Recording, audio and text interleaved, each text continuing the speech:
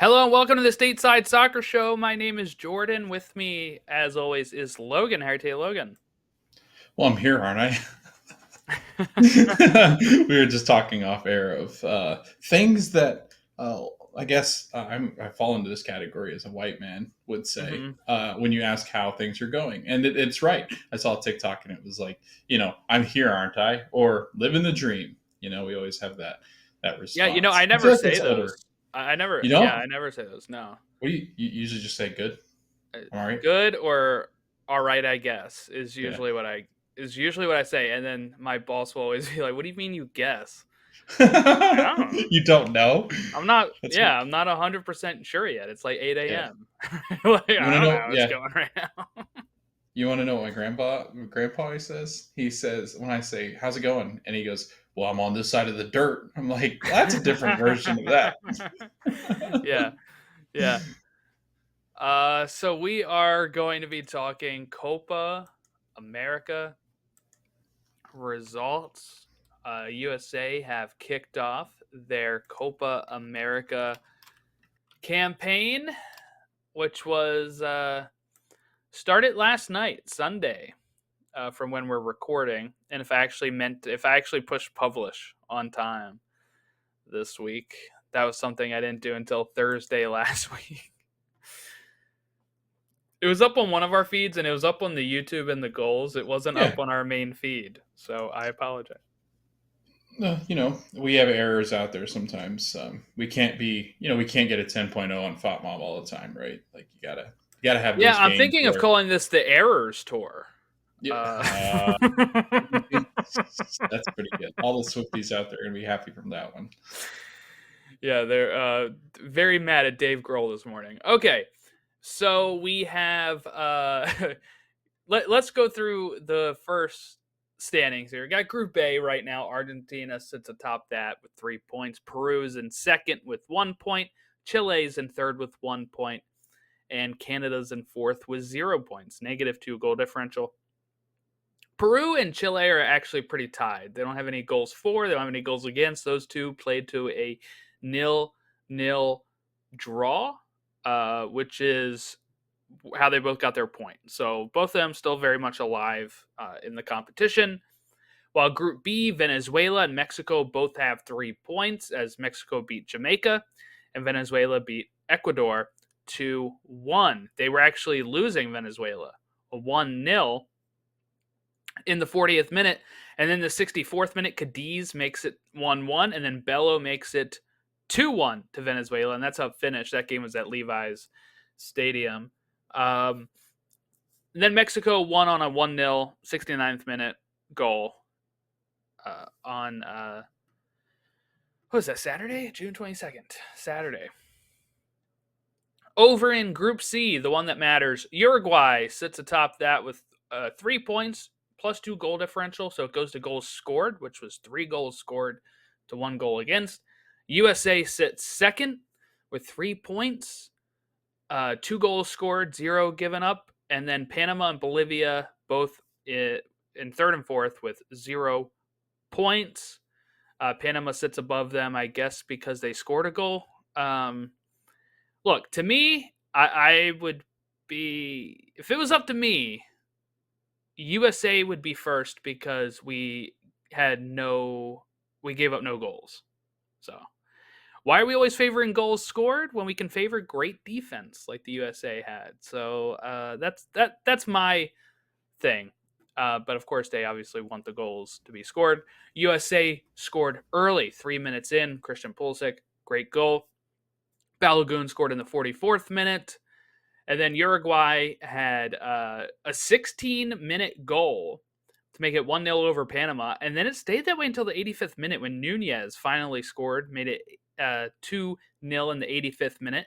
Then Vina scored to make it 3-0 in the 90+1. And then Panama got their goal back in the 90+5.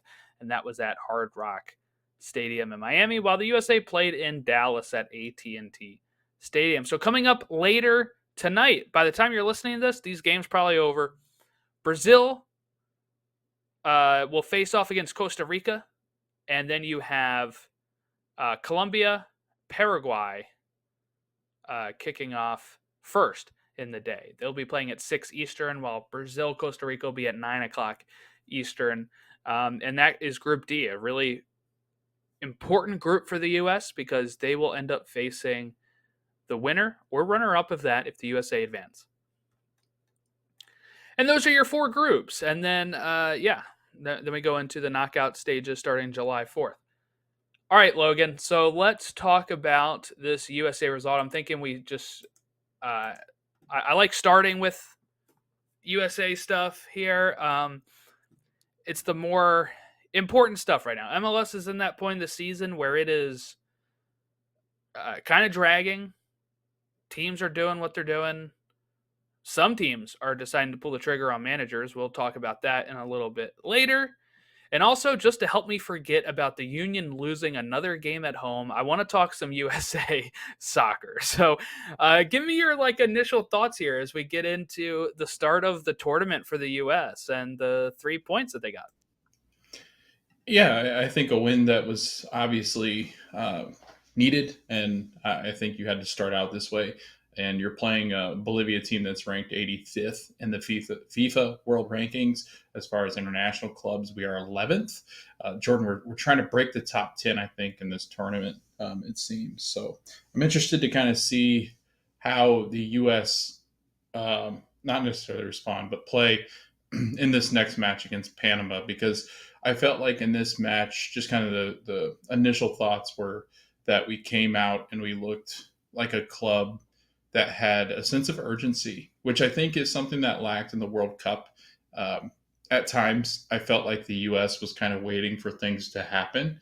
And I think with some of the attacking players that we have now, I think the U.S. has to make things happen. And I think they really did against Bolivia.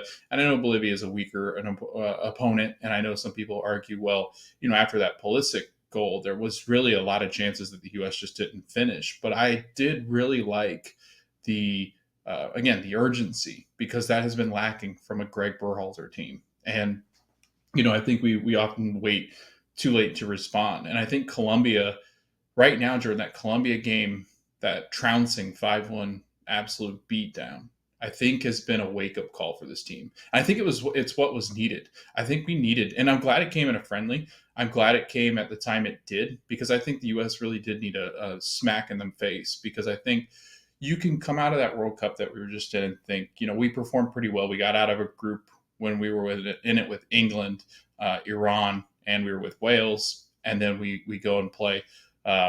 Who do we move on to? It's Belgium, right? The Dutch. Okay. So yeah, sorry. So I couldn't remember. I was like, I'm blanked all of a sudden. But yeah, I think this was a game, Jordan, that we needed, because it's one of those opponents you got to beat. We needed more than one goal. We got that. We played to our expected goal.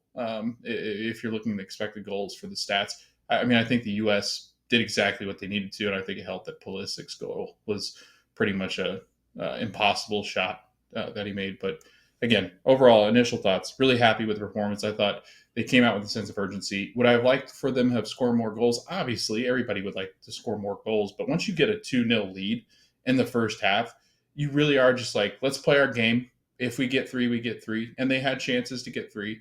But ultimately, it just didn't come down to that. And I think you'll see them in a more competitive game with Panama.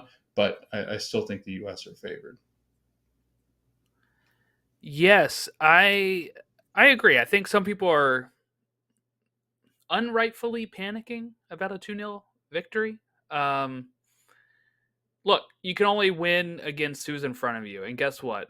All 3 points matter the same. I guess you could say not technically, because Uruguay is above us because of goals scored, but you can only do what you got to do. I liked that we were just continuing to create chances. It's not like we looked worse in the second half or anything. I thought like we were still really threatening.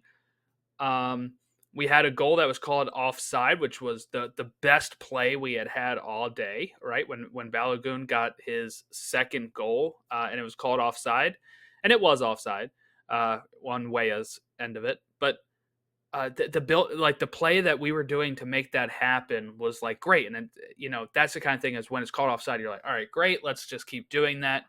Of course, Balogun got subbed off at some point. Pepe came in.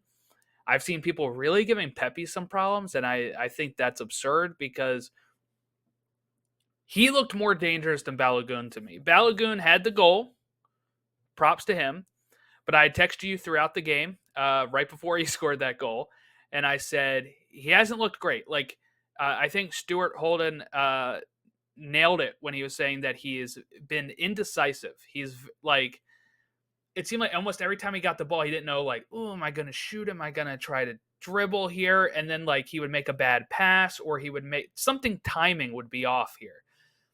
But with Pepe comes in and he's like ripping shots immediately. He's trying to do something, and he had it in his mind what he wanted to do. So I do think Pepe was really dangerous. And, his first touch into this game is coming in and it's right in front of goal. He misses that. That's the first 30 seconds he's in the game. I'm not really having a problem with that. And then, he's feeling the game after that. He had some chances he could have put away. Hopefully, this is the game where you miss the chances and it doesn't matter. And hopefully, the next game you put those chances away and you end up, beating Panama, getting 6 points in the group, which I said, I wanted 6 or 7 points at the end of this group stage. And I think we can get that. We got the 3 here against Bolivia. Let's get 3 more against Panama and then get a draw against Uruguay or a win against Uruguay. And we're set with 7 or 9 points. I think that would be spectacular for the USA and really build some confidence going into the next round. Yeah, why don't you share the results from the poll that you had put up on Twitter earlier? It was about our striking team.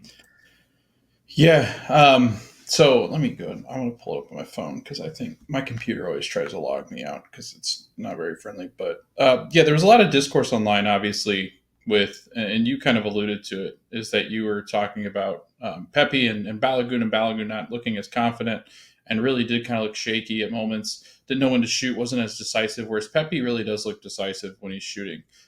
So then it brought up this discourse online, which always does with the U.S. men's national team. I feel like there's always a lot of that kind of stuff floating around, and it said, who do we think the striker should be for the United States? And one thing that I do want to preface this by saying is that I feel like we've unfortunately gotten into this mindset as U.S. fans, and I'm not speaking about all of us. I think there's some people that have a clear head about it, but I think we get into this idea of like one's got to be better than the other. One's got to be the top striker right now, right away. We've got to decide who it's going to be, and it's end all by the way that they're playing. Like we got to ride or die with them, and if we do that, then that's what we need to do as a country to move forward. So I pose the question: Who does Twitter think, or X think, that striker going forward should be? And funny enough, Jordan, Balogun is at 37. So out of 19 votes so far. And it's still up. So if you want to continue to vote, but right now, I just put this up about 3 hours ago, was Balogun at 37%, Pepe with 21%, Sargent at 32%. And then I had a comment below other option, and somebody commented and voted for Brandon Vasquez, who's not currently on the roster. So it's a question that you and I have talked about. We even have an episode out there that, it was a really good episode, I thought, of just an hour long of us talking the strikers, because it is probably one of our biggest question marks still. And the way that the defense is playing, I'd almost say that we don't really have an issue in the defense. Like, we've defended some of the best countries in the whole world, better than most. So I think the striker position's number one on everybody's mind. And I'm not sure we have an answer, and I'm not sure we'll have an answer until the next World Cup, to be honest with you. And even then, I don't think it's going to be 100% this is Pepe's job kind of thing. Like, it's going to take some time to kind of weed through some of this. And, they're younger guys, and Pepe especially. Balogun's a little bit older than Pepe, but they're right there in the lower 20s in that age range. So to think that they're ultimately we're just going to go right for them, then ultimately I think that'd be a mistake. Jordan, I still think outright, when healthy, Josh Sargent is Greg's first choice, because he's proven that he can play on these big stages, and he's had a really good season with Norwich. Had some bad luck with injury, but ultimately, I think it's his job to lose, and then we'll kind of see what happens after that, where the chips fall. But Balogun's got to show more. He's got to be more decisive. Pepe's confident as all get out. Like I feel like he's out to prove somebody wrong. And Sargent, he's just there because I think his job is. It's been his job ever since Craig's come aboard. So. Um, yeah, I think it really shouldn't be anybody's job. And what I mean by that is like it should be like when we're looking at 2026, it should be whoever's hot at that time going in. Like I think sometimes people are a little too rigid with that kind of thing. So they're like, he's our striker for the next few years. It's like, yeah, if he's playing well, right? Like I don't actually see it with Brandon Vasquez. I'm sorry, he's not going to make it into this national team conversation unless if he really goes off. He's only 24, but he's played at Monterrey. He's got 15 matches played, 7 starts, 6 goals, and that's it right now. Since he's moved over to Monterrey, which was what, middle of last year, or was that the end of the last year? It was this beginning? year. Was it? Because it says he's played for Monterrey since 03 to 23 to 24. Was it last year? Yeah, I guess it was. It feels like this year. That what? No. You know what? He probably left right after. No, did he leave in the summer last year? I don't remember. Because his great season was 2022, 18 goals, 8 assists. Wow, I guess. And then 2023, he had 8 goals, 2 assists, and that's it. Like, and then 6 with Monterrey. So now, if he was going somewhere else, like other than Monterrey, and was tearing it up, I do think he would have a better chance. But when you have Balogun, Pepe, and Sargent playing over in Europe, scoring goals, I don't see how Vasquez gets into this unless if he like drastically starts scoring more goals in Monterrey. This is his first season. Yeah, this was his first season. He was sold in January this year. Yeah, it's weird then. Why is this? I don't know why they have that on FBref. Maybe FBref is wrong. They get wrong often. I've noticed. I've had to fact check a lot of things. Age of players, also standings. They get standings and goals all wrong all the time. Like they're notorious for getting goals. Like go to MLS's website if you're looking for goals total or goal differentials or expected goals. Like their stats are funky. Well, yeah, because MLS has different standards for assists than the rest of the world. So I could see FBref being wrong with that. Monterrey, it says he's on Wiki. It says he's played 19 appearances, 6 goals. So there you go. So I mean, not like a terrible amount, right? But it's just like obviously not the same. He's got 4 goals in 8 games for the continental competitions. But when we're looking at league competitions, 6 goals in 19 appearances. So obviously he had scored quite a few in the Champions Cup run that they had. But yeah, just waiting to see if he does more there. And then what's the next step for Brandon Vasquez? You know, does he make a jump overseas, or is it like, okay, he's going to just be kind of like a Liga MX player that can get caught? Like, I'm not saying that is like a negative. Obviously, if MLS players are in the camp, Liga MX players can get into the camp. That's not like a big deal to me. But I just think the other ones are so far ahead of him right now. I think his chance was really when he was putting 18 goals in for that, and he still didn't get called in that much. So that tells me kind of where we stand with where he kind of stands with the rest of the squad, right? It all has to do with Greg's comfort level with players too. You don't want to just bring in new players to bring them in and then go, all right, we're going to throw you into the mix, because it's not fair to the player coming in to do that to them, but it's also not fair to expect the system to then just work because Brandon Vasquez shows up, right? So it's not like this is I love that in soccer. We oftentimes think of it just as we just place this person in there. It's just fixed. And it's like, that's not how that works. Like, that's just, Greg's got the guys I really do. I think these are the 3 Plus, Haji Wright could, if he's not going to play the wing, if he's just going to play striker, I think that's up to Greg. But I think Haji is the fourth. And then I don't think there's much consideration unless somebody gets hurt after that. He played in the Gold Cup last year, and that's where he got most of his goals. He got a friendly goal against Serbia in January of 2023.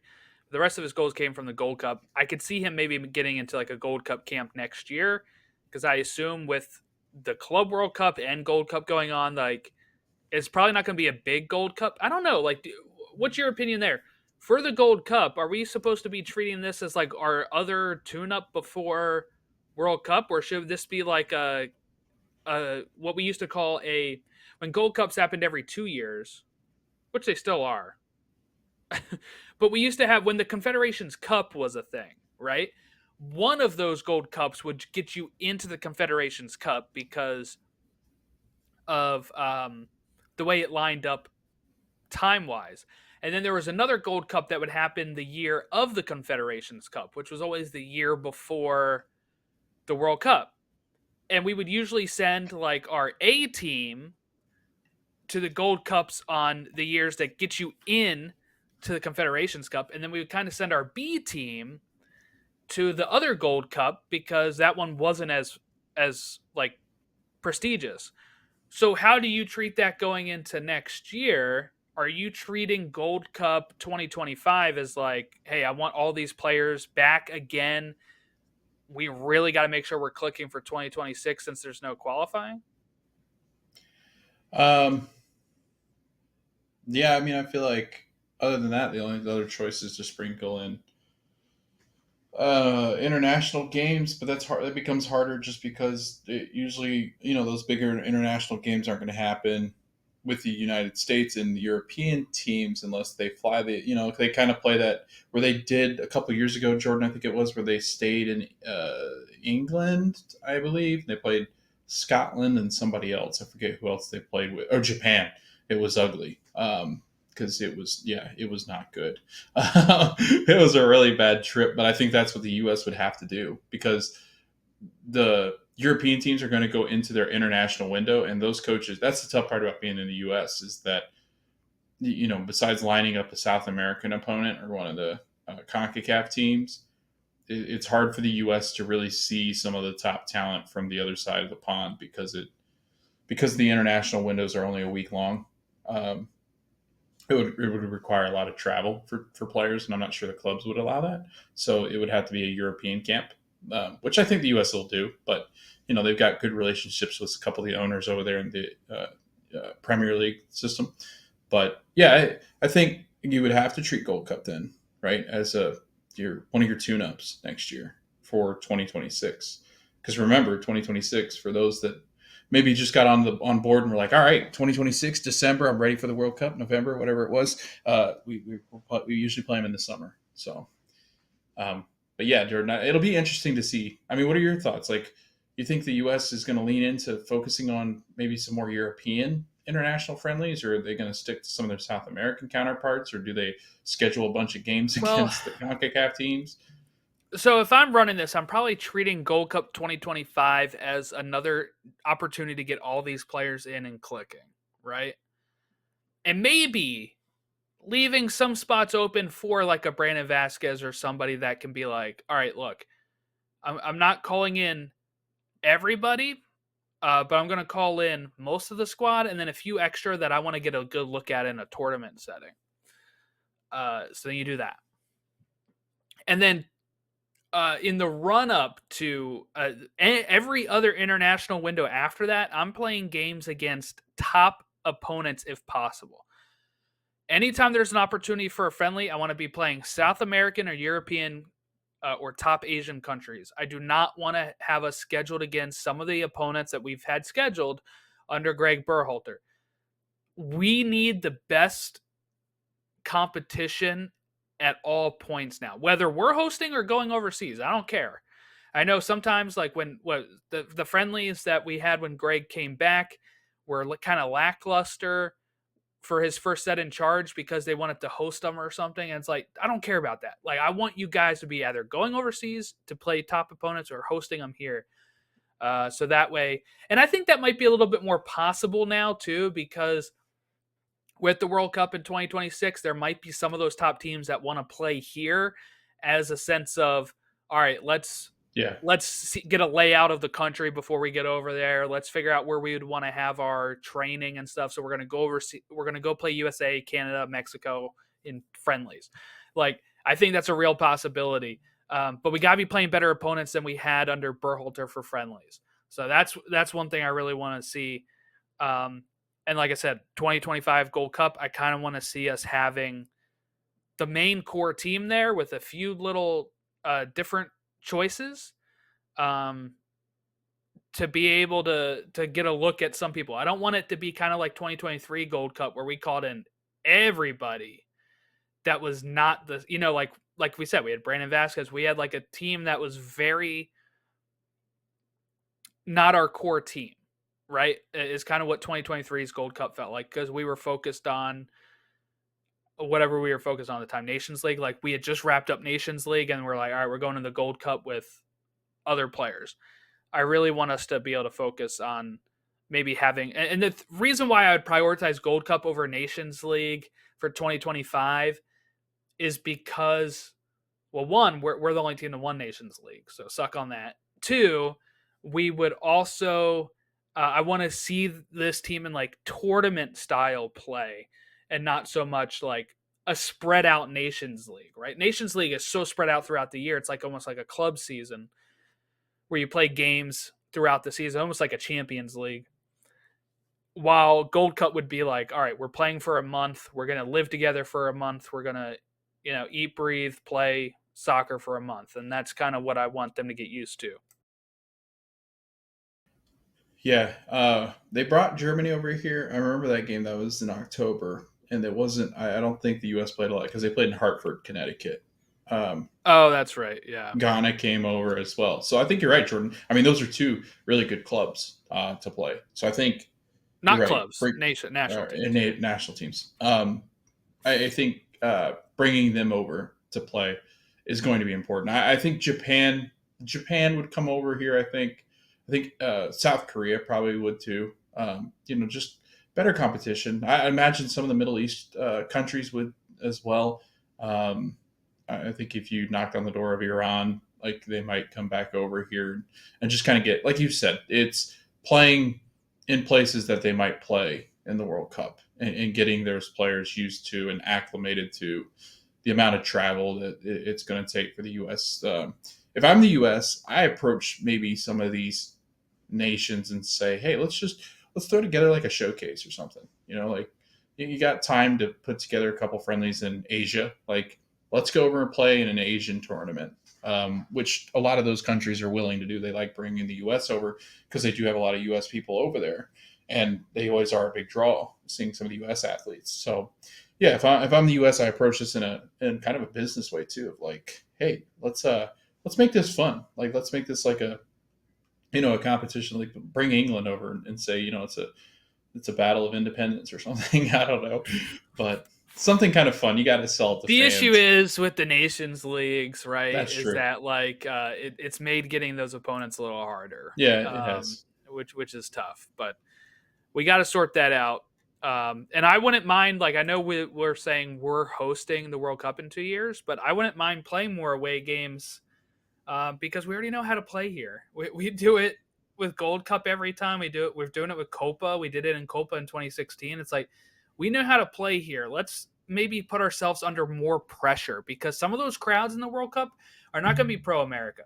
They're not. Most. A good amount probably, right? So that's a big thing for me is I want to get more practice at playing in hostile environments. So that way we're truly, if we are in a pro America environment, we're like, hey, this is pretty nice. Yeah. And we can play our game instead of like getting so used to playing in our style and then getting to the point of facing adversity and being like, whoa, this isn't how it's usually. No, I want that to be the norm. Colombia just went ahead. Oh, did they? Yeah, 1-0. 35th minute. Over Paraguay. Mm-hmm. Mm-hmm. Cool. So there you go. Some live commentary. Yeah. that you'll be listening to tomorrow, going, dude, yeah, I know Yes. they Yeah. won 2-0. Actually, Paraguay And, won that game 3-1. I right. don't know why they're acting so. Dude, like they're um, so excited. Panama USA start playing June 27th at 6 o'clock, and guess what? My day may have just opened up on Thursday. we'll find out on Wednesday for me on how that's going to go. Then we have Uruguay Bolivia at 9 o'clock. I kind of love. I think I mentioned this last time that we play Uruguay last. It's like let's try to get these Yeah, 6 points and go into that the build game up, without right? needing many points. That would be absolutely great. Because there's a scenario where Jordan, like, you wouldn't necessarily need them, and you could determine who you play, kind of thing. I don't know. Like, it'll be Yeah, interesting yeah. because like they'll play it. I want to say so they'll play. Will they? Will their rotation? No. So I guess we'll play before Brazil and Colombia, Yes, so we'll play they'll know. July 1st. They Yeah. play July 2nd. Okay. So they'll know. They can play the hand of. Not that teams do that, but Yeah, we've they seen could. funnier Yeah, things. and actually, Brazil and Colombia will be the ones playing each other that last match as well. So Yeah. if it goes the way that we think it is for Brazil and Colombia, where they finish the first two teams, um, it'll come down to that last game maybe for who gets first, who gets second, and who we would play. So, USA can move on. I think if we beat Panama, we're pretty much a shoo-in. Okay, because at Yeah. that point, Panama would have 0 points. Bolivia would Probably probably have lose to 0. Uruguay. They probably end up with 0 points, and then us and Uruguay would just be facing off for who gets first place on that last game, which would be great for July 1st, Monday. A Monday game where you're not like stressed out would be fantastic. And then you said Um, July 4th would be the first round of. It would be the round yeah, of 16. yeah, but Oh, we that's wouldn't play fun. until July 6th, or yeah, we would play July 6th. What day is that? Sunday? That No, is Saturday. a yes, it's Saturday. So cool. All right. I guess anything else about USA? I think just talking about a couple players that played well. Pulisic, I thought Man of the looked match. like he looked like the captain that we, Tyler Adams has been Jedi given played that well. right. Jedi played well. Tyler Adams still limited in his minutes. Actually, Jordan, I thought the player that played the worst was Weston McKennie. I thought he didn't have a great match. Future FC Cincinnati player, Weston McKennie. Yeah, he struggled a little bit, but that's not typical from him. And then, any minutes that Tyler's played, man, they just look so much better defensively. Like, they just look so much more organized when he's able to play. And he's really is. I mean, he's such a difference maker. And people will continue to be like, "Whoa, Johnny Cardoso." Like, no, Tyler Adams arguably is our best player. Like, most important. If you lose him or you lose Pulisic, it's going to be rough. So. Yeah, I know. I saw Alexi too. He said that Gio was invisible. I wanted to know what he was watching. If something was wrong with his TV, because Gio actually I thought looked pretty good. He had some good plays. He's like become this clickbait monger. Like he ranked Pulisic above Vinicius Jr. and like it was wild. I was Good like, on him. okay, like Good on Christian's him. really Actually. good, but let's be easy. Like there were 3 players after him. I'm like, okay, like I get it, but I'm Logan, not did I sure. ever tell you when I called in? I called in to Oh Jason no. Davis's show Oh on no. Sirius one time, and it was after the Union had made a signing. Who was it? Oh, Jay Simpson. All right, comes from overseas. We signed him. He played for the Union for like 1 year, but it was the preseason special for the United States soccer show on Sirius when Jason Davis was running that, and his question was like, who has like all right, give me your supporter shield winners, MLS Cup winners, gold boot winners. I jokingly sent this, but this is the type of guy that like I was like, MLS Cup winners, Philadelphia Union. Supporter Shield winners, Philadelphia Union. Golden Boot winners, Jay Simpson from the Philadelphia Union. And he got to that part and he just laughed. He was like, all right, Jordan, thank you. Wait, so this was a call in? No, I texted it Oh, and I oh, tweeted it and he read it aloud on his show and gotcha. he like got to that part. And he was like, he like chuckled. He was like, all right, Yeah. yeah, somebody's very excited for the union. I did it to be silly, but it's kind of what it reminds me of is like some people that will just like back their people no matter what type of thing, Oh, right? Johnny Cardosa has a lot of fans. Mm-hmm. Brandon Vasquez, people will die on his I know. hill. I saw somebody post yesterday. I forget who it was, but they were like, Vasquez would have had like 4 goals already. I was like, all right. Mhm. Yeah, right. I'm shifting back into club soccer mode, so the Hey background man, has get out of that changed. stadium. There we go. Okay. Talent. I wish a lot of people would get out of the stadium because it's not been Even the good. team. Yeah. Okay, so let's talk about some MLS storylines before we move on to previewing the weekend. We had 2 weeks worth of stuff happen. None of it good from a Philadelphia Union perspective. They're now in 11th. They're somehow below Orlando. That's how bad they're playing right now. New England is only 1 point Ouch. behind them. And New England's up to 12th, by the way. So we, I guess, owe some apologies to them. And Chicago is now the bottom team with DC and Montreal between them and New England. By the way, there is a 3-point gap from 15th place to 9th place. That's how bad the bottom of the East has been. There's a 14-point gap from 14th place to 9th place in the West. So the West is starting to show that they are a much stronger conference than we originally had given them credit for this year. Because it really seems like the top 2 clubs in the East are Miami and Cincy. And then you have 3 really great clubs in the West, LAFC, RSL, and LA Galaxy, who all have 37 points. So the table is a changing right now, and Philly has dropped out of a playoff spot. Atlanta, Toronto are in that spot now. Nashville is rising up the ranks. Columbus is starting to go up the ranks. Charlotte is in 4th place. A lot to talk about, but I think we would be remiss if we didn't start with the bottom of the table in the West. Current wooden spoon contenders, San Jose Earthquakes, who have parted ways with Luchi Gonzalez today. He got there. When did he get there?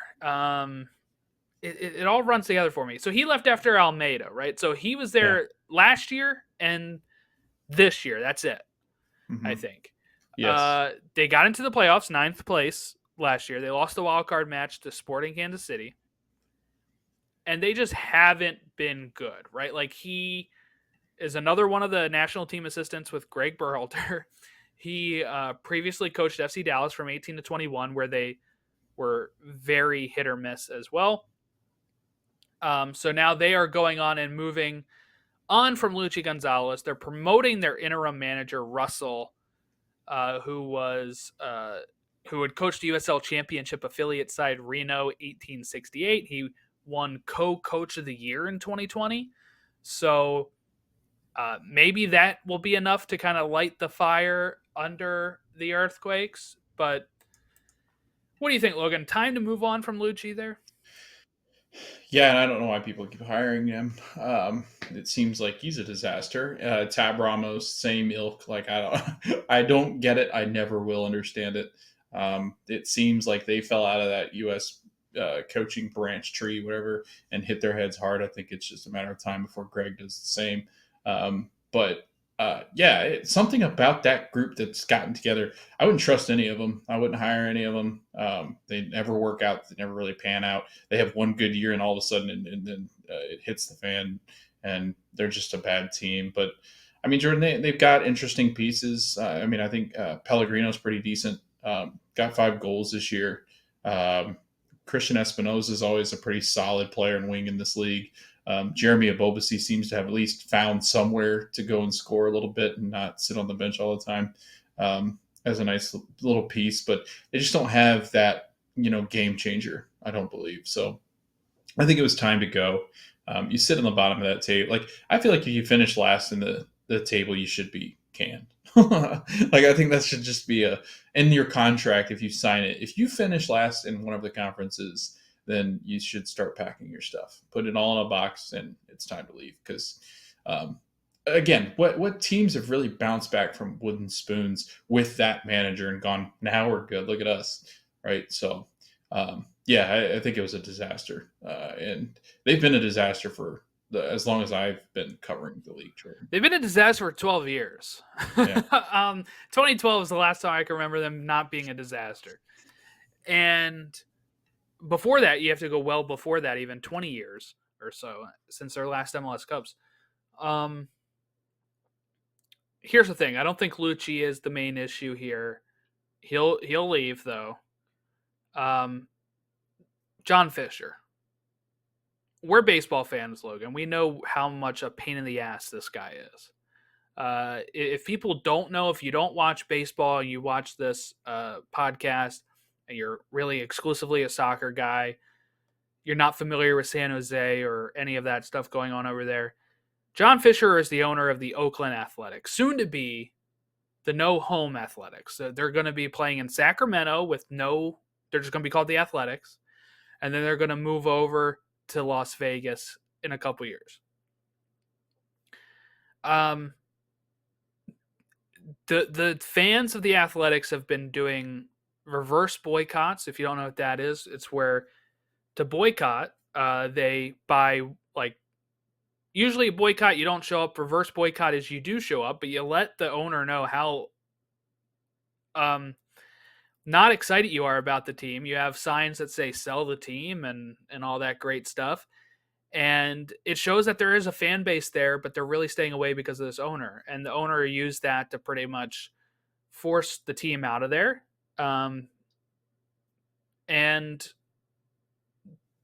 that's who they're dealing with. And when you'd say, "Oh yeah, well, it sounds like they weren't supporting their team." Well, Fisher wasn't supporting the team. He was not fielding competitive teams in Oakland at all on the Athletics. There'd be the one year where they'd be really good, and it'd be for like in spite of what John Fisher had done with not wanting to spend money. And I feel like the Earthquakes are in a very similar situation. I mean, they lost a lot of players going into this year, right? Where we were talking about no more Cade Cowell, and other stuff that other big pieces they've lost. Wondolowski a couple years ago now retired, and they haven't really brought in anybody worth anything, right? Not to my knowledge. Do I remember them making big splash signings recently at all?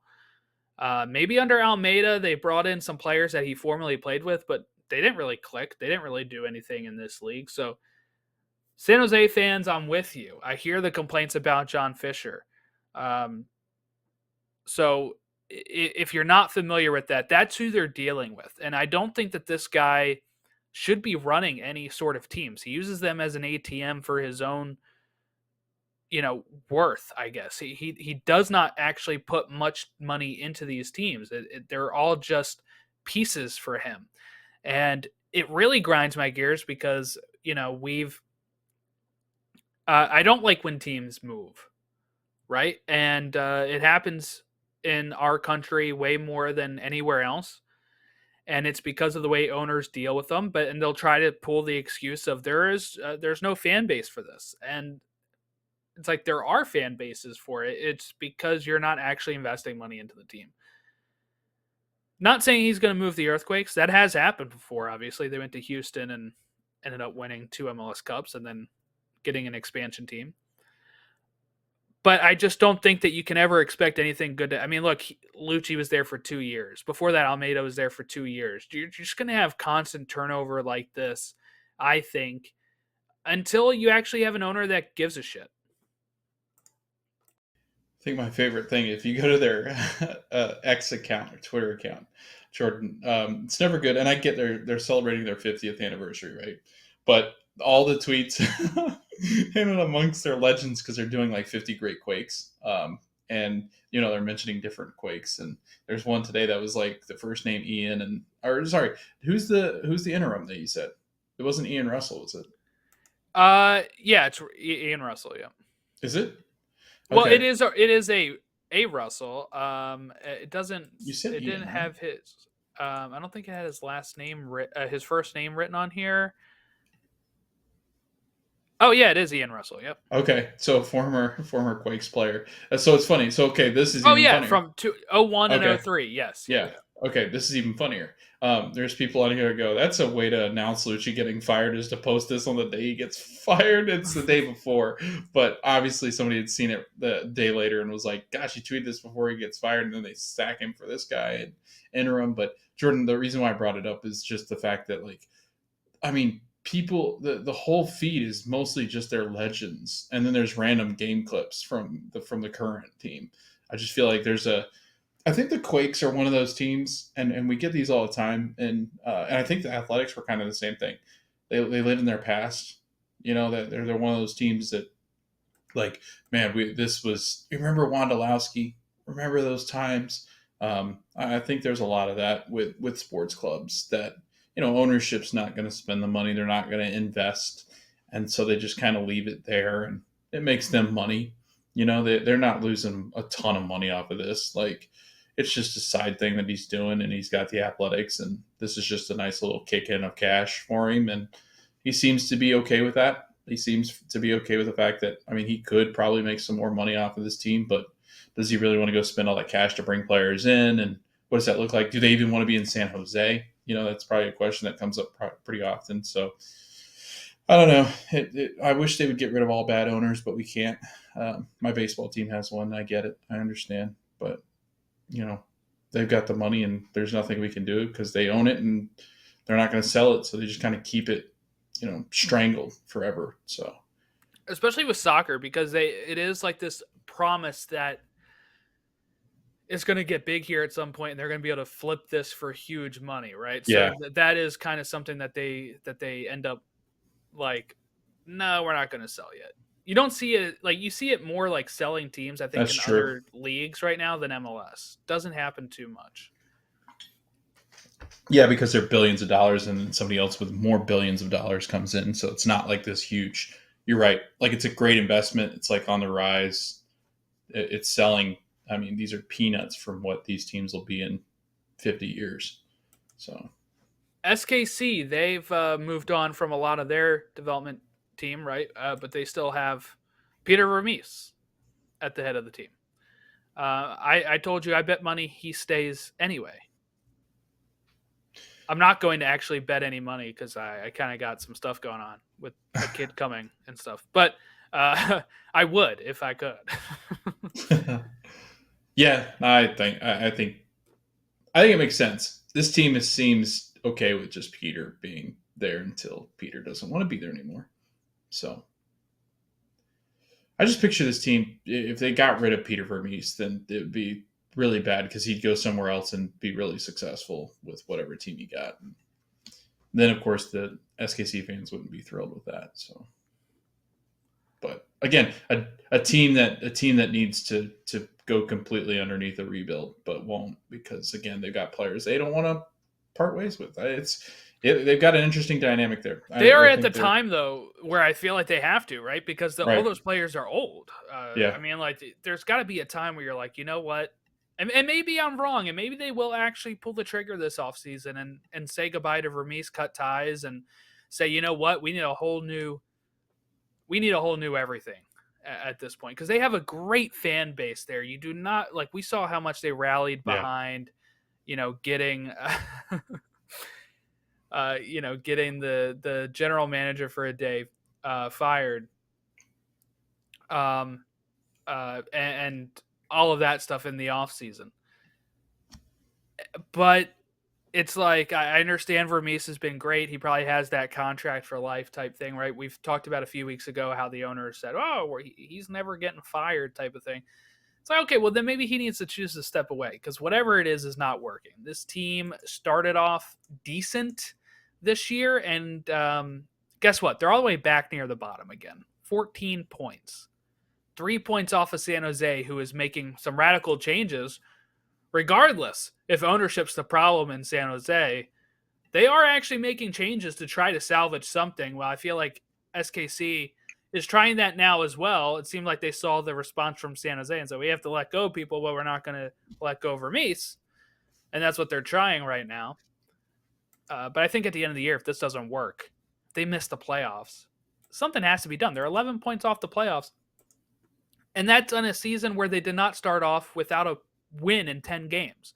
Like last year, they started off awful and finished well. They kind of started off good and finishing pretty awful right now. So I don't know. That's my thoughts on SKC. All right, some other stuff that happened. Miami just continues to win even without Lionel Messi and the rest of their stars. They did not play on Saturday, but they did play on the Wednesday games and ended up beating Columbus, who's been, starting to rise up the ranks a bit. Charlotte drew with Orlando, then Charlotte beats Philly on the weekend. So Charlotte, like we said, up to 4th place. They're thriving pretty well right now. Dallas beat Minnesota 5-3. Minnesota lost to Austin 1-0. Logan, what's happening with Minnesota? They're now out of the top 4.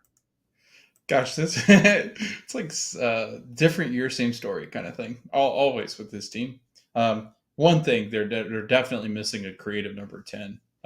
I don't know what happened. Oh, yes, I do. Yeah, he never showed up. Yeah, he never showed up. Yeah.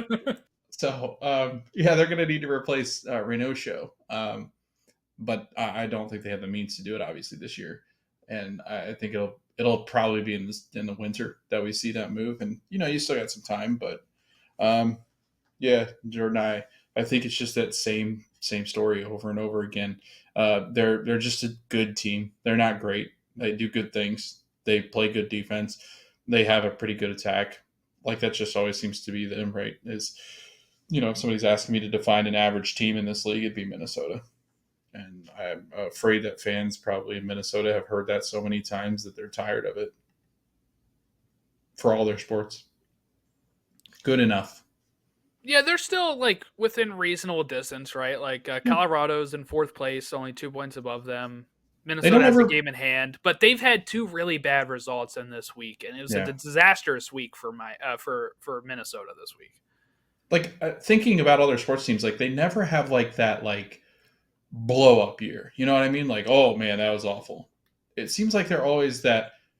Dang, like we just stuck around the average. Like we're like right at 500 all the time with all our clubs. I mean, the Wolves had a good season this year, but collapsed, and so it's like, every once in a while they stick their heads up and get it chopped off, and the Vikings every once in a while good. Minnesota Wild. Is it the Minnesota Wild? What's their hockey team? Yeah, the Wild. Yeah, I don't know. I don't know much about them, but yeah, poor guys. Twins, same thing. Oh, okay. You meant the team. I was like, cursed. No, cursed. Cursed. You got those cursed cities. The Union had a cursed year. That one year, all of a sudden, like what was that? 2 years ago, when all the teams crumbled. Oh yeah. But at least they got to the finals. All those teams did. It's true, and they lost. Yeah. But cursed cities. It's funny. How I Met Your Mother ended like 10 years ago, and Marshall Erickson still has had no joy with his sports teams since then. And New York Red Bulls beat Toronto 3-0. As Toronto's kind of struggling lately. They lost to Nashville as well, so not a great couple games for Toronto because they had lost the previous weekend as well to Chicago, which talk about a disgrace, right?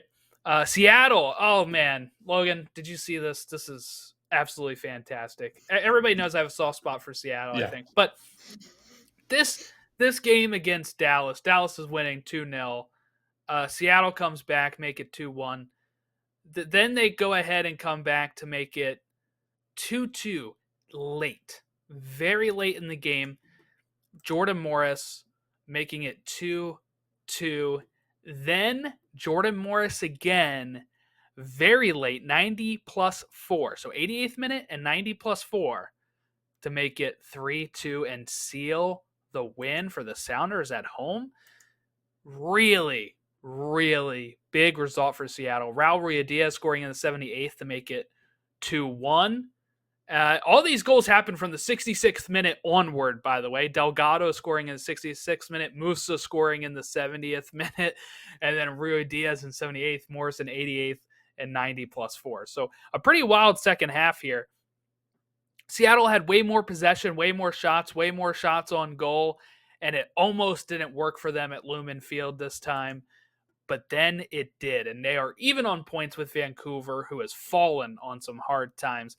And Seattle is now just outside a playoff spot again. Portland is back in the playoff spots. They're only 2 points behind Minnesota, by the way, this Portland team. But just a huge win for Seattle to keep them a little bit on pace here. If they would have lost that game, it would start looking a little bit more dire again. Yeah, looking at their last 11 matches, Jordan, they've only lost twice.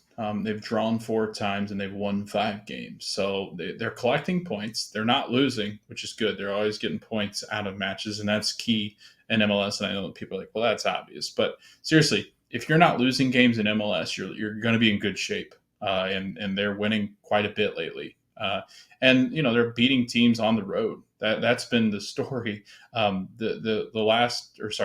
Last 2 wins have been at home, but before that, the last 3 had been on the road in tough environments. They went to Philly and beat Philly. They went to Portland and beat Portland. They went to St. Louis and beat St. Louis. Those are 3 of the toughest places to play in the whole league. So they've traveled well. They're beating good teams.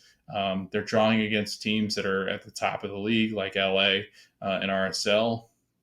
So again, I think, like you said, they're sneaking up on a playoff spot. It was looking like dire straits, but now they've once again corrected ship.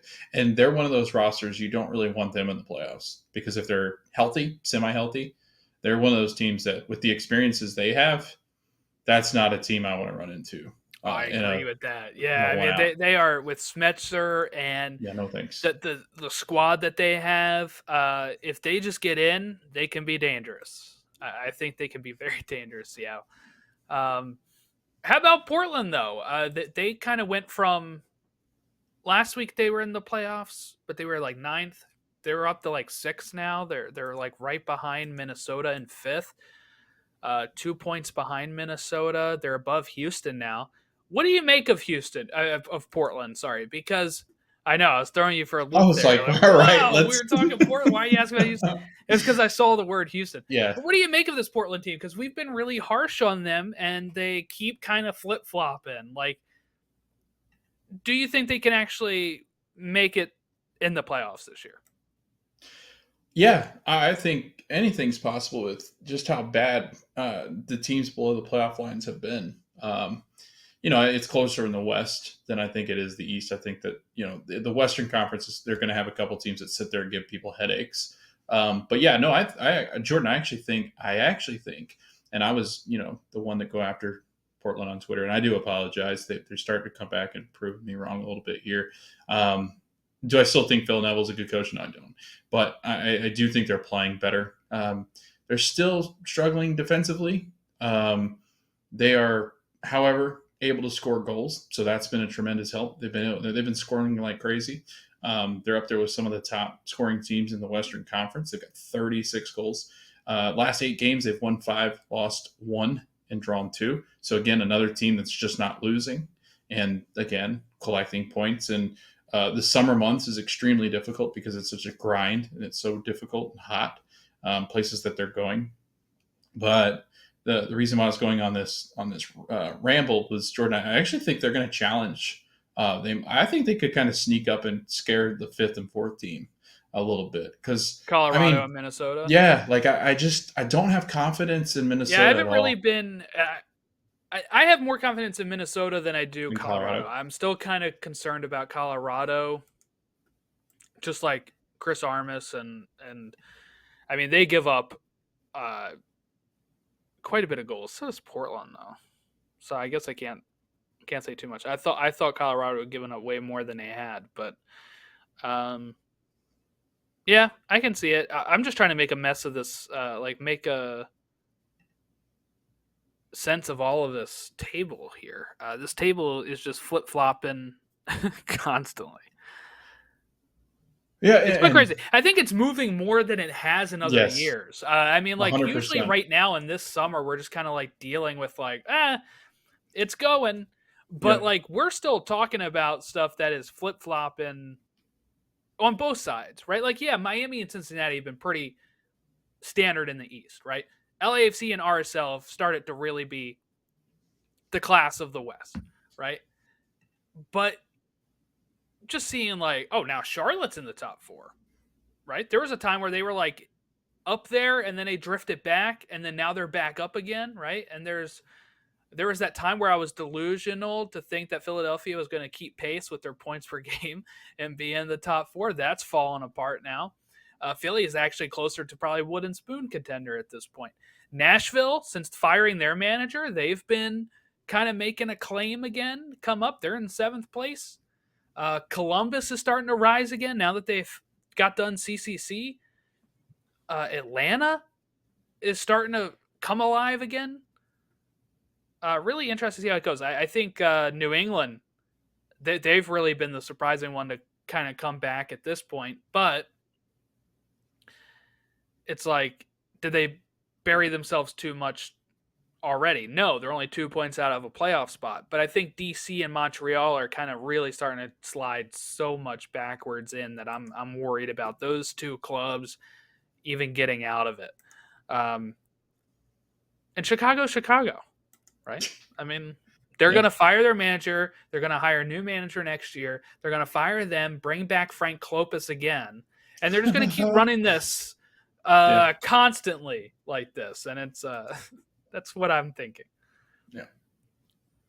I get your hesitancy with Colorado, kind of looking at their – I love this form guide. It tells you a lot about the form guide's teams. Great, yeah. They're very streaky. So at the beginning of the year, they weren't really winning. And all of a sudden, they went through this stretch where they'd won, 4 out of 6. Yeah. And then all of a sudden, they lost draw, 4 out of lost, 6. Lost, right? And then all of a sudden, they're back to winning 3 in straight. So they're like a whoop, whoop, whoop, whoop. So if trend happens, they'll beat LAFC somehow at LAFC. Or this might be the start of their decline. The start of the slide where again. They start to lose to teams. It's like, here's something that will help them. Yes, they play LAFC next, but then they play SKC and St. Louis, who are near the bottom of the West. And they play them at home. That's true. So a real good chance for it to maybe be a dip or get a draw at LAFC and then bounce back and get 2 wins at home. And then, they're going to have a really tough stretch after that with Red Bull New York, LA Galaxy, RSL, right? And then you go Dallas, who's been underperforming. Then Portland, who's coin flip on when you're facing them. Then at SKC, where you're like, okay, maybe we can get something here. Toronto, Minnesota, LA, Seattle. They have a pretty, they'll have it pretty tough in the middle. They'll kind of get a reprieve again, and then they'll have a pretty tough end again. Because Toronto can be good. Minnesota can be good. LA Galaxy is good. Seattle, like we said, that if they need that for a game to get into the playoff, Seattle, they might be firing on all cylinders. They're a dangerous team. I wouldn't want to face them on the last week of the season. Gosh, looking at these teams, like you said, LA being good. Both LA teams, we're on a collision course for both LA teams being the best they've ever been together, in a long time at least. Because Jordan, LAFC 1, 2, 3, 4, 5, 6, 7. They've won 7 of their last 8 and drew on the one they did not win against Austin. LA Galaxy have won 5 of their last 6. So they're 2 of the hottest. They are the 2 hottest teams in MLS right now, and that's insane. They'll actually finish at Austin. Seattle, I just had to scroll over somehow. I had to figure out how to scroll. But because it only showed week 33. Mm-hmm. So then, Austin's kind of been a coin flip as well. So I think they kind of have LAFC that they face against, and then it'll kind of dip down who they're playing against, and then it's going to rise again, and then dip, and then rise immediately after that until the rest of the season. So if Colorado can avoid being streaky, not likely. Then they can finish top 4. But we are starting to see a gap from 3rd and 4th here, 6-point gap. And I think that, and then you're looking at a 10-point gap from 3rd and 7th, or 3rd and 6th even. So really starting to see the top of the West carrying itself away from the rest. All right, we went a little bit longer than usual, but let's go ahead and quickly say what the matches are coming up this week. We got some big matches, I think. I don't know, it hasn't loaded for me yet. So I'm going to say there's big matches, and hopefully there are. We have games on Saturday, June 29th. Oh, we also have a game on June 28th. NYCFC and Orlando will face off at 7:30. And then Saturday we have at 7:30 Atlanta, Toronto, Montreal, Philly, New England, Columbus. That's free, by the way, and that might be a good pick. If I'm going to pick a quick game real quick, New England, Columbus sounds pretty interesting with the way New England's been playing and Columbus is playing. Red Bull, DC. Then at 8:30 we have Dallas, Cincinnati, Houston, Charlotte, SKC, Austin, Nashville, Miami. And then at 10:30 we have LAFC and Colorado, which we just mentioned, Portland, Minnesota, San Jose, LA Galaxy, Seattle, Chicago, and Vancouver, St. Louis for your Saturday matchups. That one is free, Vancouver, St. Louis. That's how you know Vancouver is falling on hard times. So, yeah, put that game against St. Louis for free. St. Louis, former number one team in the West last year, by the way, they're really struggling as well. Do you have a game of the week there? I think I'll pick the LAFC Colorado Rapids game. Colorado trying to stick in there and win their fourth straight. Can they do it against one of the hottest teams in MLS? Jordan, Olivier Giroud is arriving very soon. What's that going to look like for the rest of the league? Is that going to be the ultimate challenger for? Gosh, you know what? Now that Orlando and Philly suck, we can kind of root for. I'm rooting for a Miami LAFC final. Like that would be so much fun. In LA though, like it's got to be in LA. I don't want it in Miami. That's no fun. Bring it to the city of stars. No, you want it in Miami, Why and do we then want it in you Miami? want To go. yes, and then you want to apply for. I probably could. I probably could. Go to our first MLS final. That'd be kind There of you fun. go. Yeah, there you go. When would that be? It's December, right? It's really December. late. Yeah, That's pretty good weather here too. Like December that's what I'm saying. in Miami. Shoot, Fingers Jordan, crossed. yeah, fingers crossed. Never mind. I'll switch it up. Jordan's convinced me. I'd like it to be in Miami. Yes. At Stateside Show for all of our socials. I'm gonna go ahead and pick the Revs Columbus games because Columbus is getting higher up the table. Revs are at the point where they can actually realistically get into a playoff spot. So keep an eye on that. They've been playing better. And it's against Caleb Porter's old team too. So a little bit of a revenge there maybe for the Revs. All of our socials at Stateside Show. You can email us statesideshow@gmail.com for longer form feedback, or you can rate and review us on Apple Podcasts and Spotify. We also get a lot of comments on YouTube lately, especially when it comes to U.S. men's national team, so you can tell us your thoughts below on the Copa matches. We'll see when we're able to record again. We were thinking we were going to have our child this upcoming week, but we are maybe instead not, and maybe next week. So we'll figure it out. We'll Jordan, figure it out. Jordan and I are having a kid. Well, we're not having a kid. No, my wife and I. Jordan. It does sound like out of context. Yeah, it did sound like that. Yeah. Sorry. No, my wife and I. Our child being born. So, look, it's either going to be Logan by himself or me if I can record, or an off week. We'll figure it out. Because I know then, Logan, you go on a trip the following week. So it could be a possibility of 2 weeks being off, but then we're missing most of Copa's. So who knows? I'll record Monday if Jordan's not here. Okay, so there you go. I will lock that in. I might even, I don't know, if I get gutsy enough, I'll ask Alexi Lawless to come on or somebody. Oh, okay. How about the one that was dressed as Alexi in the stands last night? That guy, yeah. Hit us up. Get him on here. Get him on here. I want to see him in his full 1994 Alexi Lawless garb on our show. Hit us up. But yeah, so that's how you can reach us. Thank you all for watching and listening. We will catch you next time, whenever that may be.